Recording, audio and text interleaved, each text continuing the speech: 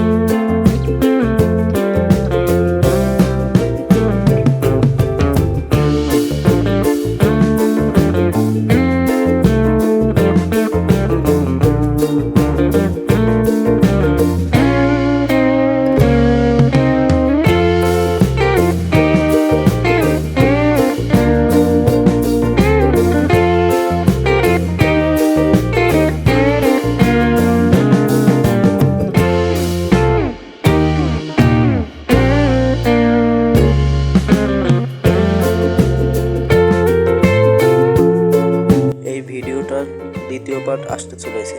কিভাবে আপনারা রিডিক্স দেখতে পারবেন এই সব ভিডিওতে সেটা আমি দেখিয়ে দেব। সাবস্ক্রাইব করে রাখুন।